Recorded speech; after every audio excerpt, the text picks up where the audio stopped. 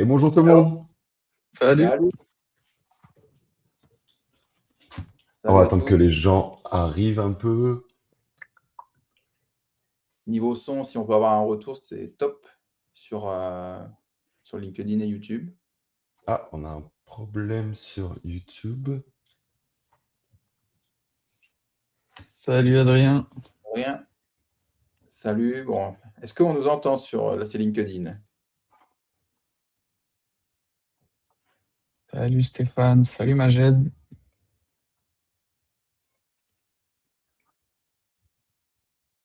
Bon, c'est mauvais signe. Je vois personne qui dit ah si, ils sont OK. Merci Jean-François. Par contre, ouais, on a un Adrien petit aussi. souci. OK, top. On a un petit souci YouTube. J'ai l'impression qu'on, ouais, j'ai l'impression qu'on va pas pouvoir être sur YouTube ce coup-ci. Je ne sais pas pourquoi.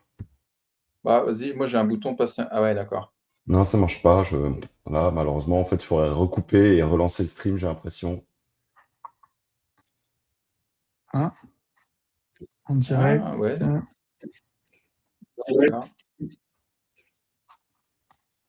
Alors là, Ça implique quoi si tu coupes et que tu relances? On sait pas. Bah, j'ai peur que ça finisse certains événements, que ça les clôture. Donc, c'est pour ça que Ah oui. voilà. ouais, alors, À il n'y a pas du éviter tout. peut-être. Bon, On s'est pas du tout formé pour sur ce coup-ci. ouais.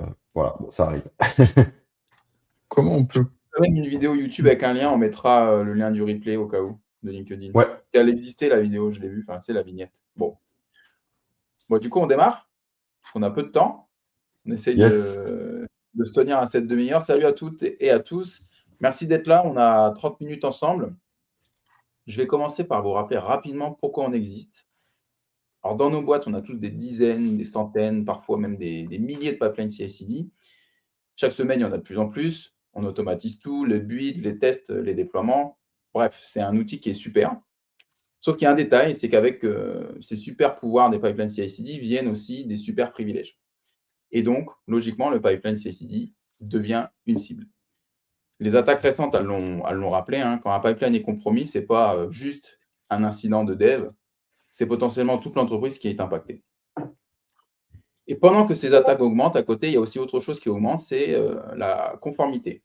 Alors, on parle d'ISO 27001, de NIS2, de DORA, de CRA. Peu importe le sigle, la question, c'est plus simplement est-ce que vous pouvez me prouver que vos applis, elles sont sécurisées? Mais c'est plutôt, est-ce que vous pouvez me prouver que toute la chaîne qui permet de livrer vos applications est sécurisée et conforme? Et ils ont raison de poser ces questions. Le problème, c'est qu'aujourd'hui, moi, j'ai encore vu personne qui a une vision claire de tous ces pipelines CI/CD. Personne ne peut nous dire à tout moment, tous mes pipelines sont sécurisés, sont conformes. Je peux le prouver dès maintenant. Je détecte avant que ça explose un problème, avant un audit ou avant un incident. Et comme on ne peut pas le prouver, mais qu'il faut quand même le faire, eh bien, ça retombe très souvent sur les mêmes personnes. On va demander aux devs, aux ops, aux archis, ceux qui ont des connaissances techniques sur ces pipelines, de venir faire un ensemble de travaux qu'on a résumés en 4 étapes. Ce qui est demandé dans les entreprises aujourd'hui qui ont des pipelines CI/CD, c'est de, premièrement, venir définir quelles sont nos exigences de sécurité, de conformité, appelez-les les best practices. Ensuite, on va devoir régulièrement vérifier dans tous nos projets, tous nos pipelines, que ces exigences, elles sont bien respectées. On rentre ensuite dans un travail de remédiation, parce que ce n'est pas respecté, donc on va demander à tout le monde de corriger. Là, on rentre dans une boucle infinie. Et la dernière étape, c'est celle où on a un directeur qui vient nous voir et qui nous dit on se fait auditer la semaine prochaine, donnez-moi des beaux rapports, des beaux dashboards, il faut qu'on prouve qu'on est conforme. Cette étape-là, ça demande un effort énorme, c'est long, c'est pas simple, c'est souvent risqué parce que manuel, et c'est surtout pas fun, et ça engage fortement la responsabilité des équipes tech. Donc nous, ce qu'on veut faire, c'est rendre cette conformité CI/CD réelle, continue et durable, sans ralentir les équipes tech. Voilà, je ferme la parenthèse. Avant de vous présenter ce qu'on a apporté avec cette nouvelle release, j'ai une question pour vous. Qui, parmi vous, ici, utilise la CI/CD GitLab? On fait un petit sondage pour démarrer, et après, je laisserai Thomas vous présenter ce qu'il y a sous le capot. Les conformiteurs. Bonjour Henri. Salut aussi à Bertrand et Rémi qui sont arrivés entre-temps. Hello. Bon, il y a 2 personnes où je vois LinkedIn user, donc je ne sais pas qui y a derrière ces pseudos, donc bonjour à vous aussi. Après, si vous n'êtes pas sur GitLab, vous pouvez nous écrire votre plateforme préférée. Mais nous, on aime bien savoir aussi, bon, on ne vous voit pas tous, hein, est-ce que parmi vous, vous utilisez certaines technos plus que d'autres? Donc voilà, c'est une question d'ouverture et n'hésitez pas à partager s'il n'y a pas que du GitLab. J'ai des pouces bleus sur mes commentaires. D'ailleurs, je vois qu'il y a un petit délai sur LinkedIn. Donc voilà, forcément, quand on pose des questions, c'est pas tout de suite, tout de suite. OK. D'accord. Donc là, toi, sur ton commentaire, tu vois le nombre de pouces bleus, c'est ça? Plus là, il y a certaines personnes qui répondent direct dans le chat. Là, Si je ça y est, comprends ouais, bien. tout le monde a bien eu la question. Ok. Ok. Moi, après le CI/CD, GitLab, ok. Moi, j'ai l'impression qu'il y a beaucoup de gens sur GitLab OK. parmi les auditeurs. Bon, super. Sachez que Thomas va vous présenter, vous pouvez directement l'utiliser si vous êtes sur GitLab, vous installez R2 sur votre laptop et vous pourrez l'utiliser. Thomas, écoute, je te laisse la main pour déballer la release de 17. Ok. Thibaut, dis-moi quand c'est ok niveau Ouais, c'est bon, on voit ton écran. présentation. Ok, super. Donc cette release, la 2.17, alors ça va être la dernière release de l'année 2025 et elle était focus sur un objectif, c'est vous permettre de facilement voir et partager des métriques de conformité qui ont du sens pour vous. Donc la release note est disponible en ligne et là on va voir ensemble concrètement quelles sont les nouvelles fonctionnalités. Alors pour présenter ces nouvelles fonctionnalités, je vais changer la formule de d'habitude. En fait, je vais vraiment me mettre dans la peau d'un utilisateur, dans votre peau, hein. Vous me direz d'ailleurs si certains se reconnaissent dans cette description. Donc, pour le présenter, donc moi, je travaille dans une entreprise avec une dizaine d'équipes de développement sur GitLab CI. Ma direction et mon RSSI, ils nous demandent de respecter des règles de conformité internes sur la sécurité de ce qu'on fait, sur qu'est-ce qui doit être en place dans nos CI/CD. Et en plus, on est soumis à des normes externes, ISO 27001 par exemple, et on va être audité bientôt. Mon rôle à moi, c'est de m'assurer que toutes les équipes de développement, ils aient des pipelines et des repos GitLab conformes. Donc, je leur fournis des components GitLab à utiliser dans leur pipeline. Il faut que je m'assure que la façon dont ils les utilisent est conforme et que les droits dans leur repo sont conformes aussi. Et pour ça, j'ai besoin de deux choses. Je dois pouvoir suivre facilement la conformité de chaque équipe et l'évolution de cette conformité pour pouvoir leur donner à eux un indicateur sur comment ils sont conformes et pour qu'ils puissent avoir des objectifs clairs. Parce que sinon, c'est super flou hein, pour l'équipe de développement. Si on leur dit faut être conforme au niveau du CI/CD, s'il n'y a pas quelque part quelque chose qui leur permet de mesurer ça, c'est super flou. Et il faut aussi que je puisse ces résultats les exporter et les montrer à la direction pour prouver qu'on est conforme à la direction ou à un auditeur en cas d'audit. Et donc pour faire ça, sans R2 DevOps, je vais voir mes 1000 repos GitLab de mes 10 équipes à la main sur GitLab. Donc j'ai des résultats qui sont pas corrects. Enfin, j'ai des résultats, je prends un Excel et je commence à écrire des résultats. Donc évidemment, j'ai pas envie de faire ça. Et donc R2 DevOps m'aide pour atteindre cet objectif avec, parmi les nouvelles features, on a cette nouvelle page qui me permet de voir la conformité de chacun de mes portfolios. Les portfolios, c'est une notion qui a été introduite dans la version précédente de R2 DevOps, mais là, aujourd'hui, ce qu'on permet de voir, c'est la conformité de chaque portfolio sur une même page et son évolution. Donc là, dans cet exemple, un portfolio chez moi, c'est égal à une équipe, et donc je peux suivre pour mes 3 équipes leur conformité et l'évolution de leur conformité. Après, si je clique sur une équipe en particulier, je vois pour chacun de ces projets à combien de pourcents il est conforme. Et ça, cette page, ça me permet vraiment j'envoie juste l'URL de cette page R2 DevOps à chaque équipe. Je leur dis, regardez, sur cette page, vous voyez votre conformité, vous voyez son évolution, et ça leur permet de se fixer des objectifs précis. Par exemple, l'idée, c'est de dire, au prochain sprint, chaque équipe doit atteindre 60% de conformité. Et là, ils ont un endroit pour pouvoir le suivre. Donc ça, c'est la première nouveauté. La seconde nouveauté, c'est sur le partage de ces indicateurs de conformité. Donc, ma direction me demande des résultats. Il faut que je puisse montrer à la direction que ça bouge, que ça évolue. Et pour ça,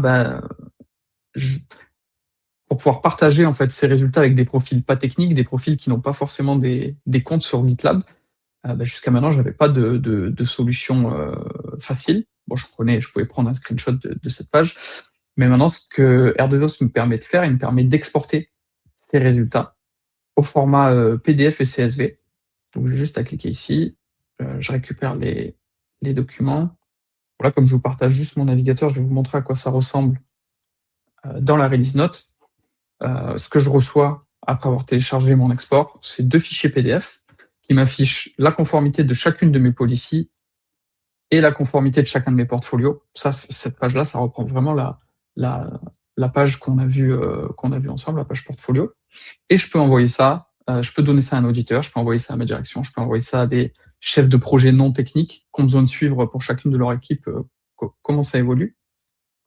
Et dans l'export, il y a également des fichiers CSV qui contiennent les mêmes données, mais en CSV, les données brutes pour pouvoir être importées dans un Excel ou dans tout autre outil.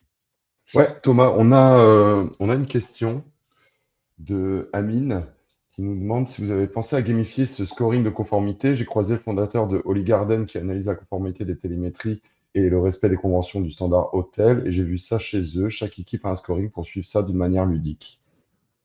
Ah, c'est intéressant. Je connais pas ce produit, Holy Garden, mais pour l'instant, on n'a pas prévu d'aller plus dans la gamification que de montrer un chiffre par équipe. Mais ouais, ce serait un aspect super intéressant parce que ce qu'on...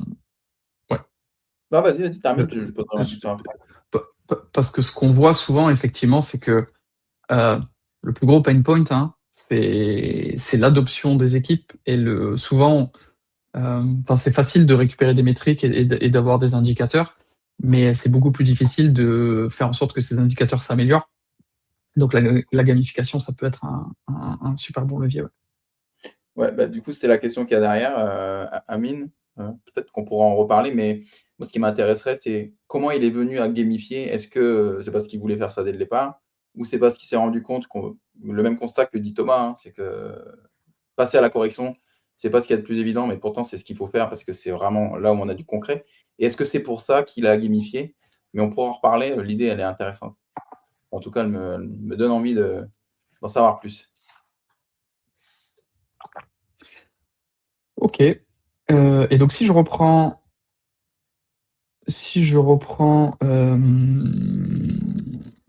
là où j'en étais sur les features, donc on a parlé des exports, donc qui me permet d'extraire de récupérer en local chez moi le PDF, les CSV avec toutes les données. Ce que je peux aussi faire, pour ces personnes qui me demandent des métriques de façon périodique, je peux aller configurer dans R2DevOps un envoi automatique par mail, donc une génération d'exports périodiques. Je peux choisir la périodicité que je veux. Je mets une liste d'adresses email destinataires. Je configure mon SMTP et ensuite ces exports ils sont envoyés périodiquement à toutes les adresses. Donc avec ces deux fonctionnalités, je suis en mesure de récupérer des métriques très claires, regroupées par équipe, pour pouvoir, dans chacun ça dépend comment sont organisées les équipes de développement, mais chacun on va dire des sprints, pour pouvoir définir des indicateurs clairs et mesurables à atteindre. Donc ça, c'était pour les deux premières nouveautés. On en a une autre, qui est, donc moi, si je reprends mon persona, donc on parlait en plus de la gamification et de pousser les équipes à venir corriger des problèmes. Aujourd'hui, dans R2DevOps, on retrouve tous les problèmes de conformité listés ici dans des issues. Et quand quelqu'un d'une équipe vient corriger un problème, quelque chose qui était assez frustrant, c'est que il fallait relancer une analyse. Donc, je clique ici et ça relance une analyse sur toute mon organisation. Donc, si j'ai des milliers de projets, c'est très lent. Et donc, c'est assez frustrant pour les utilisateurs qui corrigent des choses, mais qui ne voient pas le résultat et les indicateurs s'améliorer tout de suite. Et donc, ce qu'on a ajouté dans la dernière version, c'est un bouton en fait qui permet, pour un projet en particulier, par exemple sur Go Service 2, ici, si j'ai corrigé des indicateurs de conformité, je peux relancer l'analyse sur ce projet-là en particulier et ça prend juste quelques secondes. Et tout de suite, j'ai un retour et je vois ma conformité qui remonte. Ça, c'était pour les évolutions principales sur cette release. On a aussi des évolutions mineures. Je ne vais pas rentrer dans le détail de toutes. La première, c'est sur la liste des issues, justement, j'y étais. Jusqu'à maintenant, je lançais une nouvelle analyse dans AutoDevOps, j'avais des nouvelles issues qui arrivaient, mais je ne savais pas quelles étaient les nouvelles issues. Je vois ma liste, mais je ne sais pas parmi la liste lesquelles sont nouvelles, lesquelles viennent d'arriver, ou au contraire, je ne sais pas lesquelles sont anciennes et lesquelles sont là depuis très longtemps. Et donc, on a rajouté une colonne Last Activity qui permet de trier les issues par activité. Donc là, par exemple, je vois mes issues les plus anciennes qui sont arrivées il y a un mois. Et dans l'autre sens, je vais voir mes issues les plus récentes qui sont arrivées il y a 2 jours. Et comme d'habitude, sur Ardent DevOps, le but, c'est d'aider à fixer le plus rapidement possible les issues. Et donc, je peux aller voir mes issues les plus récentes, tout sélectionner, et cliquer sur le bouton fixe qui va les corriger automatiquement, toutes ces issues. Ça, c'était pour la première fonctionnalité mineure, c'est ce tri par date d'activité des issues. Et la deuxième partie, alors ça va être un peu technique, mais je vais en parler parce que j'ai besoin de votre avis sur la question. On a remarqué sur les dernières versions de GitLab, la version 18 et notamment la 18.6, pas mal de ralentissements sur leur API GraphQL. Et on a plusieurs utilisateurs qui ont remarqué ça. Et donc, on a ajouté beaucoup de mécanismes de rate limit côté Ardent DevOps pour pouvoir avoir des résultats pertinents et analyser quand même l'intégralité du scope. Et sur cette correction-là, j'ai une question pour vous dans le chat. Est-ce que parmi ceux d'entre vous qui sont sur la dernière version GitLab, la 18.6, qui est-ce qui a vu des ralentissements? Qui est-ce qui a eu des impacts sur sa navigation, indépendamment d'Ardent DevOps, mais sur votre utilisation de GitLab? Est-ce que c'est un problème général ou pas? Donc, je veux bien des témoignages si vous en avez.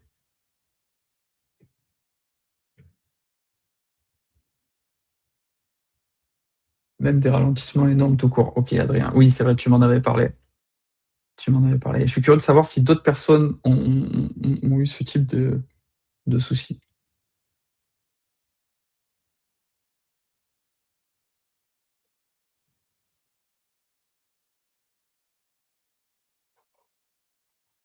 Ok, bon, j'ai l'impression que je vois pas d'autres témoignages qu'Adrien, mais après, peut-être que tout le monde n'est pas en 18.6, comme c'est une version qui est sortie vraiment il y a un mois. Ah, intéressant, on a Chris qui nous dit, je pense que c'est un problème général. Parce que tu dis ça parce que tu l'as vécu?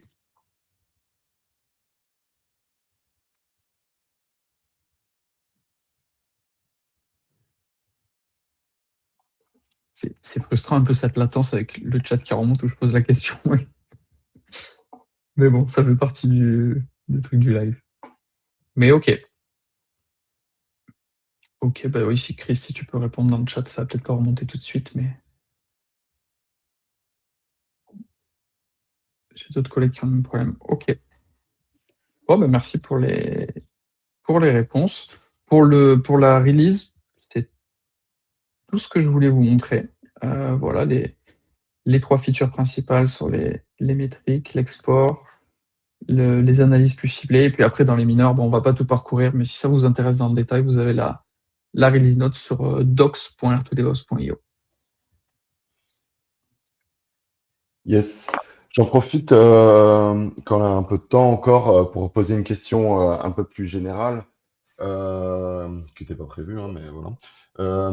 Quelles sont les difficultés en fait que vous avez rencontrées récemment concernant la CI/CD, si vous en maintenez, et voilà, de manière générale, qu'est-ce que vous rencontrez là-dedans? Parce que nous, c'est le sujet qui nous intéresse le plus. On travaille toujours à faciliter ça, donc on serait curieux de savoir si vous avez des difficultés et comment en fait on pourrait y remanier. Quelles sont les douleurs, oui, si on veut. Ouais, les douleurs. Ouais, parce qu'on a la tête dans le guidon, on touche de temps en temps en pipeline. Voilà, il y a certainement des choses qu'on fait maintenant mécaniquement, mais qu'on doit simplifier. Nous, c'est vraiment l'objectif, ce que je vous disais au départ. Il y a un travail qui est demandé à toutes ces entreprises qui font des pipelines CI/CD, qui ont des pipelines CI/CD, qui aujourd'hui est un peu noyé dans plusieurs profils. On ne sait pas trop à qui demander, donc on va demander aux équipes de dev, aux ops, vous faites des pipelines, assurez-vous qu'ils sont conformes. Et comme disait Thomas, on ne sait pas vraiment ce que ça veut dire. Et tout ça, en fait, ça vient créer de la charge, du travail en plus qui n'est pas priorisé, qui n'est pas non plus compris par les directions. Donc, dès qu'on demande un peu de temps pour travailler sur les pipelines, c'est pas compris. Et tout ça, ça représente une douleur qui grossit, en plus du nombre du pipeline qui augmente. Et donc, nous, à travers les releases, là, c'est une demi-heure où vous avez la possibilité de voir tout ce qu'il y a dans les releases. L'idéal pour vous, c'est peut-être, si le sujet vous concerne, vous êtes dans une boîte où il y a des pipelines CI/CD, vous êtes soumis à la réglementation ou vous voulez suivre des best practices. Une qui est très simple, qu'on revoit tout le temps, c'est de créer des composants ou des templates standards et après de s'assurer que tout le monde les utilise. Essayez de faire ça à la main et vous allez passer des mauvais moments. Ça, par exemple, c'est des choses qui ne sont pas forcément dans la réglementation, mais qui sont des best practices internes. Et toutes ces douleurs-là que les équipes tech rencontrent, nous, on essaye de les gommer, tout en alignant aussi les intérêts des équipes sécu et directionnelles. On est à la frontière entre ces mondes-là, c'est pas simple. Mais aujourd'hui, c'est un effort qui est demandé aux équipes techniques. Donc, je vois, il y a d'autres commentaires. Je ne sais pas s'il y a des choses. Ouais, les risques, toujours plus importants. Oui. Après, l'actualité, alors pour ceux qui la suivent, nous, on regarde de plus en plus près parce que les messages sont très utiles et font comprendre aux gens qu'il faut aussi s'intéresser au pipeline. Donc, c'est Henri qui nous rappelle que l'actualité elle est de plus en plus importante sur ces sujets. Effectivement, ça met une organisation KO, un pipeline infecté, tout le monde s'arrête. Sauf qu'on va encore demander aux équipes techniques d'aller regarder dans tous les projets est-ce qu'on est contaminé, est-ce qu'on est concerné. Mais il faut attendre l'actualité pour ça. C'est parfois dommage. Nous, on préfère l'anticiper. Stéphane, qu'est-ce qu'il nous dit là? C'est pas le truc qui fait kiffer. Ouais. C'est pas le truc qui fait kiffer, mais c'est quand même bien souvent à vous qu'on va demander de vous assurer que c'est sécurisé. Donc, on porte une charge, une responsabilité qui, je pense, doit plutôt être répartie avec tout le monde que juste dépendre d'une personne qui va aller chercher des infos dans un projet à la main. Bon, Inès qui nous dit que la sécu, c'est chiant. Je ne vois pas de commentaire. C'est heureux si on veut mettre un peu de forme, mais c'est pas ce qu'on a envie de faire dès le départ, surtout quand on veut créer de la valeur. C'est des questions qu'on ne traite pas, qu'on traite quand il y a un problème. Donc, c'est peut-être pour ça qu'on trouve que c'est chiant, mais c'est important. Je vois. Je sais pas si ça. Enfin, je regarde les commentaires là. Je sais pas si tout s'affiche parce que je vois Adrien qui répond à un commentaire, mais j'ai pas le commentaire original sur une question technique de DevOps. Comme j'ai pas le contexte, je peux pas vraiment réagir dessus. Après voilà, si la personne qui a posé la question, j'irai voir les commentaires pour retrouver si quelqu'un a posé une question précise. Elle aiderait à répondre pour l'accompagner plus. Je vois Jean-François. Ça, je pense que Jean-François, tu rebondis sur la question de GitLab, qui a des lenteurs, GitLab 18.6. Il renvoie aussi ça, je pense, sur une manque de réflexion, justement. Ouais, après, on voit Henri, tu voulais répondre à Chris, mais ouais, je pense aussi ça. François, je pense que ça concerne les lenteurs. Par le worker. Bon, sinon, on peut préciser, mais je vois qu'Henri, il est accroché sur le sujet avec les amendes. Oui, c'est un peu le système de l'assurance. On ne veut pas s'y mettre, et puis en fait, quand ça commence à coûter cher, là, on commence à s'y mettre. En parlant de lenteur, tu as une petite perte de débit, Aurélien. J'ai eu un freeze, je ne sais pas si vous l'avez vu. Mais les amendes, oui, ça arrive. Donc, ouais, Aurélien, ta connexion n'est pas bonne, donc on voit ce que tu dis. Mais en attendant, je crois qu'il réagissait sur les amendes. La Picardie, ça. Il réagissait sur les amendes dont parlait Henri. Ouais, c'est clair que ça peut faire bouger les choses. Et pour les images R2, aujourd'hui, alors effectivement, j'ai vu passer ça, j'ai pas encore creusé. Bon, aujourd'hui, ce qu'on livre pour les images R2, c'est en tout cas, aujourd'hui pour la partie back-end, on va faire la même chose sur le front-end, mais c'est du distroless, rootless. Mais oui, il faut que je regarde cette partie-là Rémi nous l'a partagé sur le Discord il y a quelques jours, mais j'ai pas encore pris le temps de creuser en détail.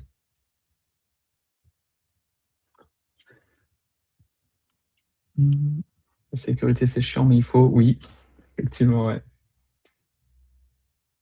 Ça lag les commandes depuis LK. Et oui, c'est ce que je vois, ouais. C'est pas super, ouais, c'est pas génial pour pouvoir échanger avec vous parce que j'ai l'impression que ça lag un peu, qu'on n'a pas forcément les commentaires en direct et qu'on n'a pas forcément les fils de discussion. On a juste un commentaire isolé qui répondait à notre commentaire, mais bon, ça a quand même permis quelques échanges, mais pour la prochaine fois, on verra comment faire ça mieux. Oui, on va trouver des améliorations là-dessus, pas de problème. Ok, bon, sur cette release, on a été un peu plus rapide que d'habitude. J'ai pas voulu rentrer en détail sur la partie technique des features en vous présentant les fonctionnalités. L'idée, c'était vraiment de vous montrer au global ce que ça permettait de faire.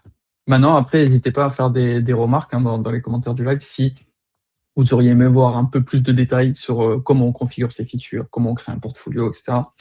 On est preneur aussi de vos retours pour améliorer le format. Et voilà, là, on a décidé de faire un format un peu plus dans la discussion et pas forcément entrer dans le détail technique des fonctionnalités. Et on a perdu Aurélien, qui apparemment, il n'y a plus Internet en Picardie. Ce qui est assez courant, je crois. Hein. Désolé tous les Picards. C'est une blague. Hein. Bon, je pense que si, à part si Thibaut, tu vois d'autres questions arriver dans les commentaires ou d'autres choses qui ouvrent à une discussion, je pense qu'on peut arrêter là. Oui, je pense qu'on a fait le tour. Juste un petit rappel sur Discord, vous pouvez rejoindre la communauté, notamment pour partager des sujets CI/CD. Également, si vous voulez installer, vous tenir au courant des mises à jour.